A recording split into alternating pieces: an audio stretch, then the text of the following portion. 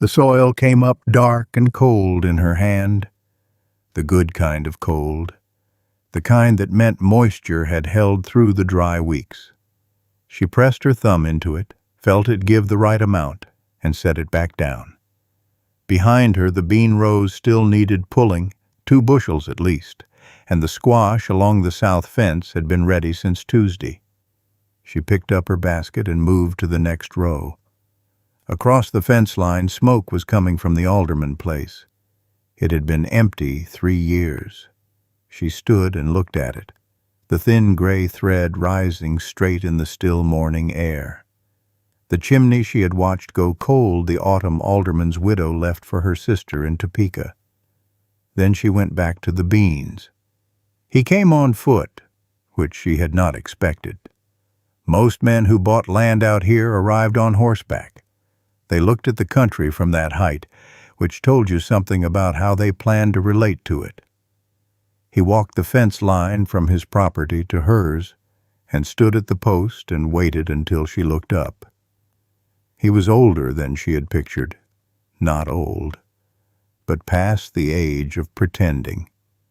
A cattleman's build, broad in the shoulder, weathered in the particular way of men who have spent decades outdoors making decisions. He held his hat in both hands. She kept her hands on the bean plants and waited. He looked at the rows behind her.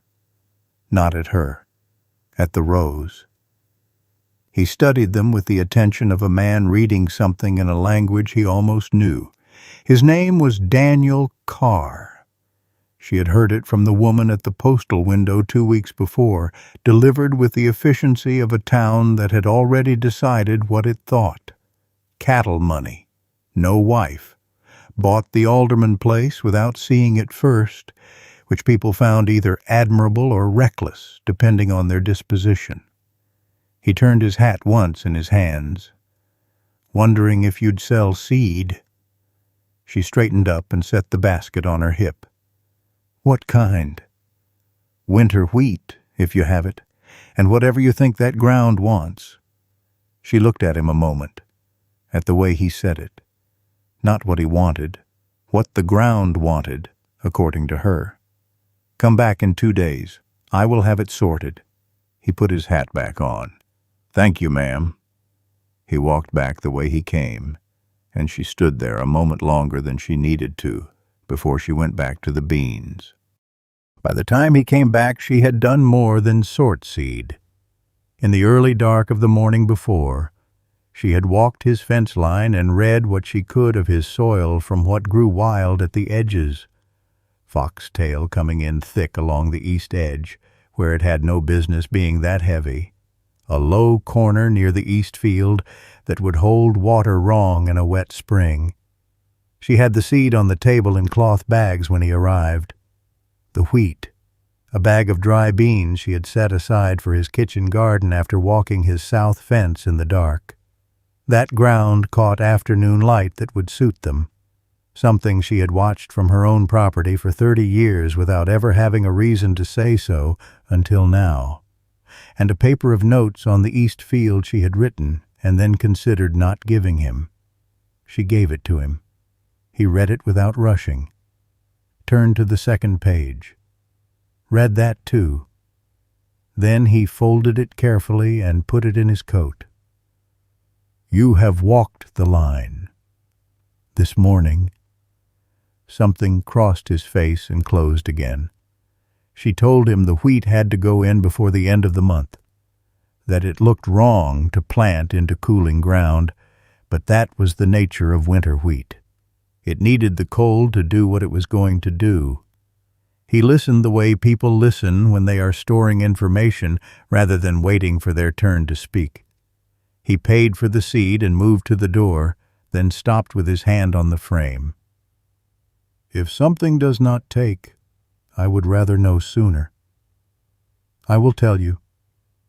The door swung shut behind him, heavy on its hinges, and the kitchen held the smell of the stove and the cold air he had brought in with him. He came back because the questions got better. The first week he asked about depth. How deep to run the seed drill on that particular soil? Practical. She answered it. The second week he asked about rotation, how she moved crops between fields across years to keep the ground from giving out. Less practical.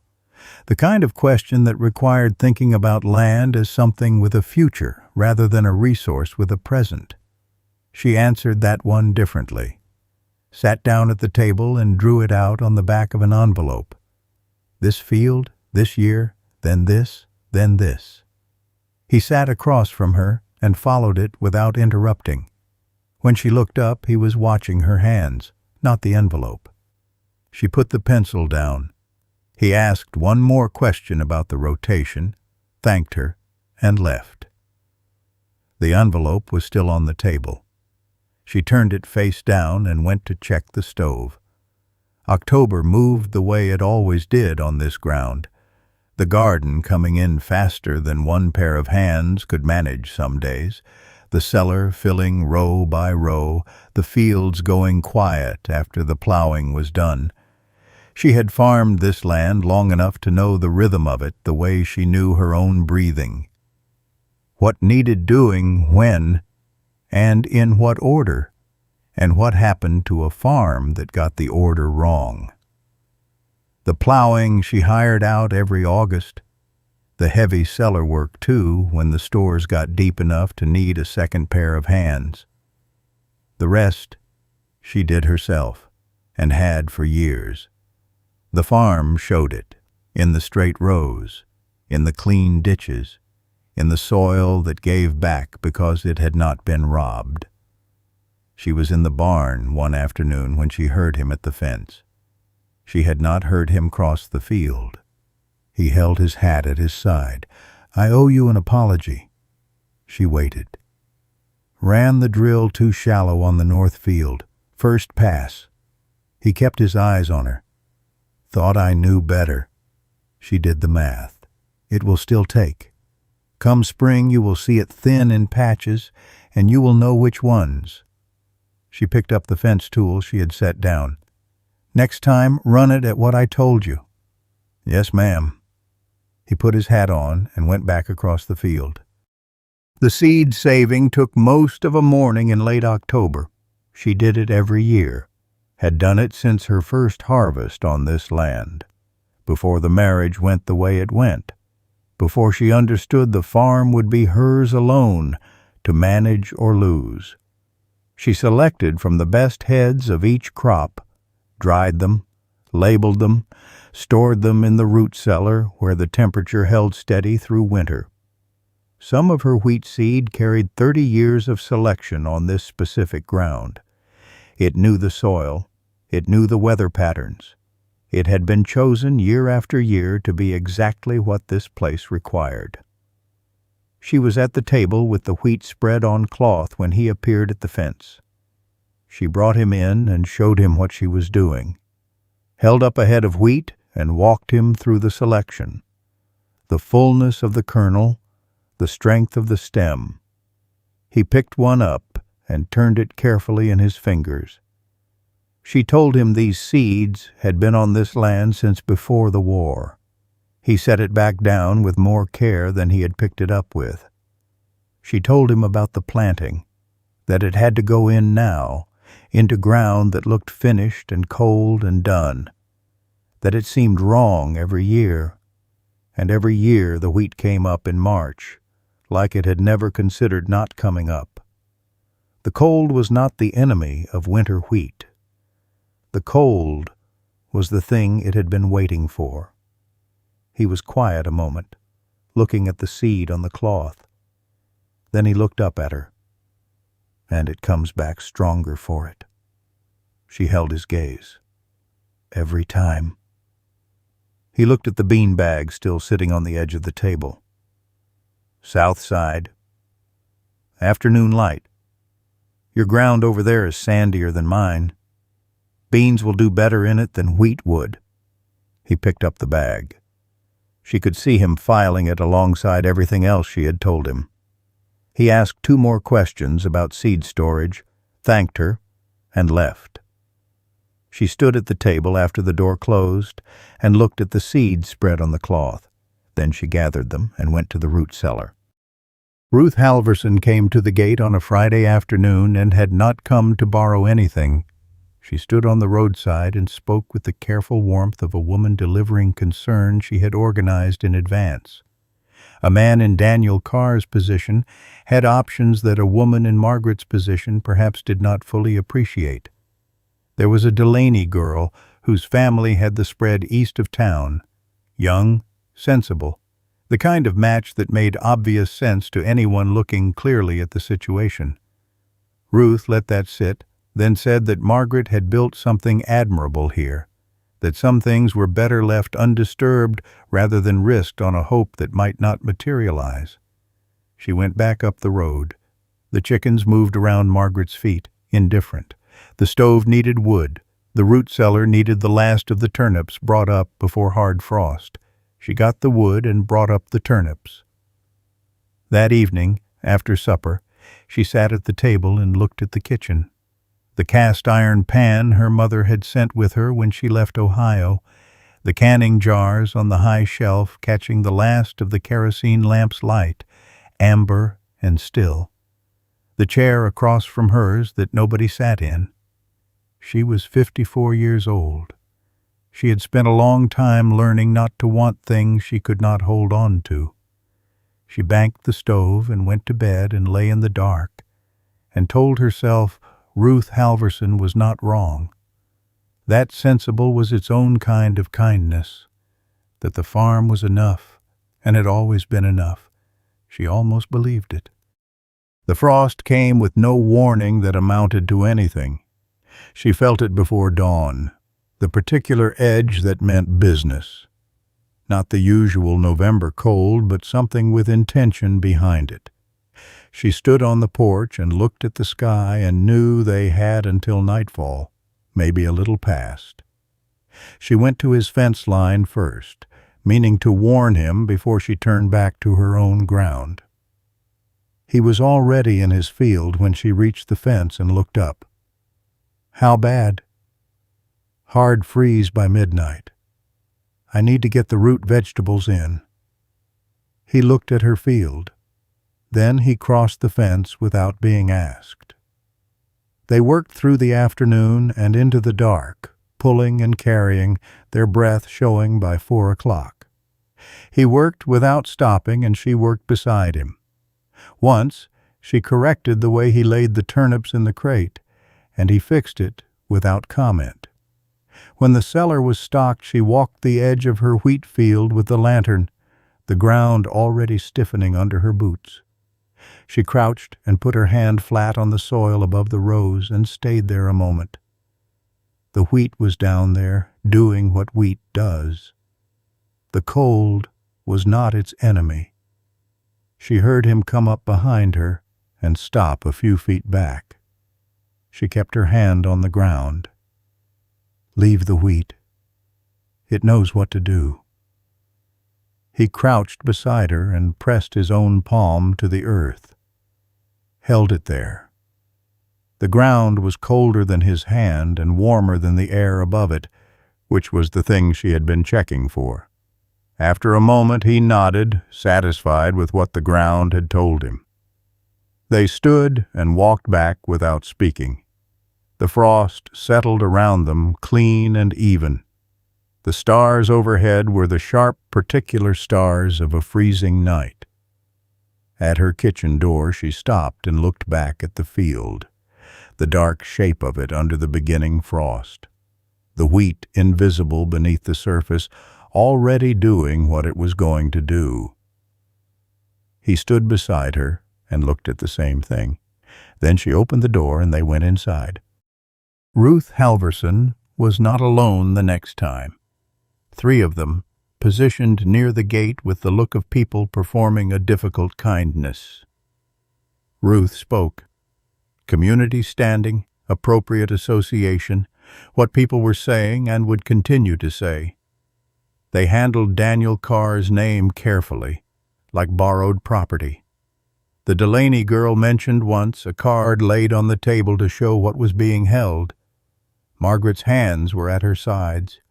She thought of her husband, dead 11 years.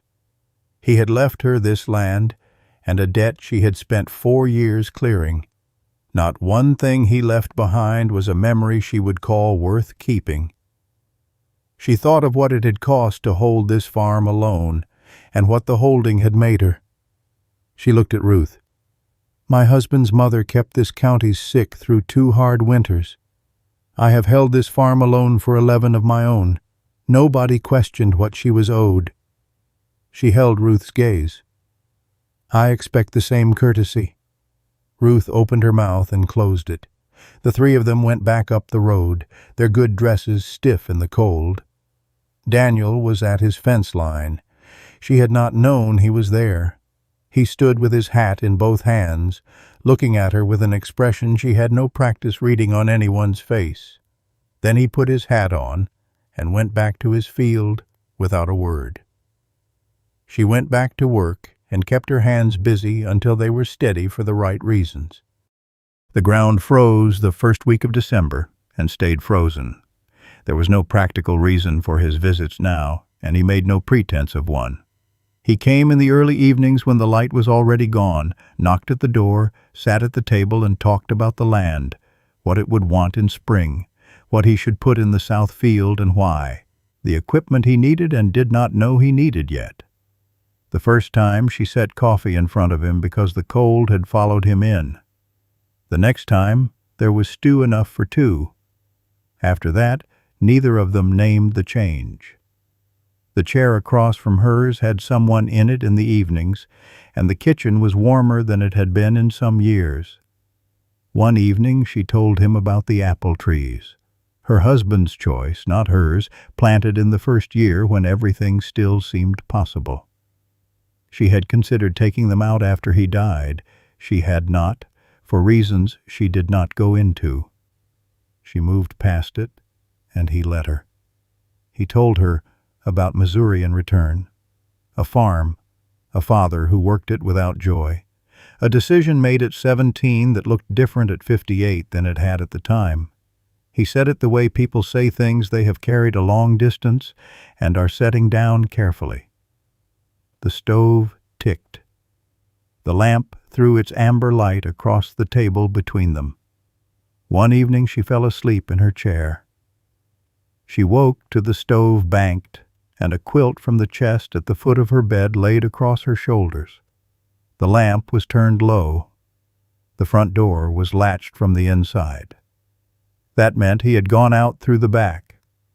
She sat with the quilt around her in the banked stove quiet for a while, listening to the wind move across the flat land outside.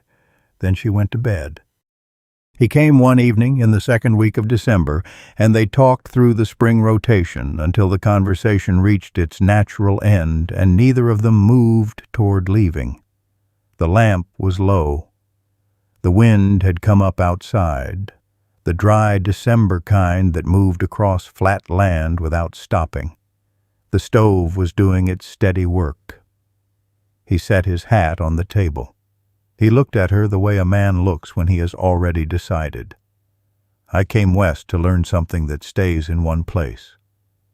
He kept his eyes on her. "I have learned it, and I would like to stay, Margaret." A pause, quiet and certain. "I am asking if you will marry me." The wind moved outside. A log shifted in the stove.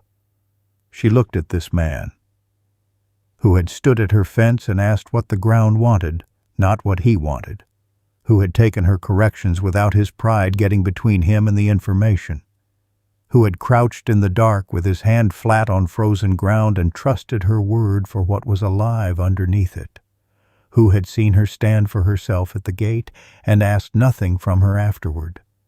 She had spent 30 years learning how to want things quietly enough that the wanting did not cost her anything. She understood now, sitting across from him in the low lamplight, that the wanting had been costing her something all along.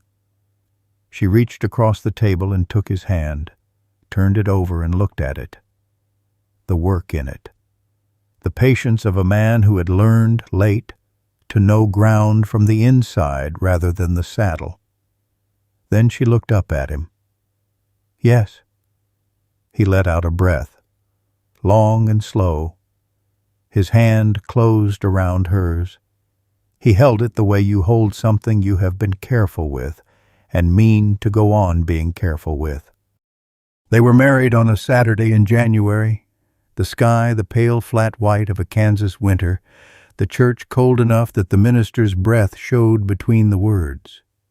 The town came the way towns come, some out of warmth, some out of wanting to see, some because attendance was its own kind of position.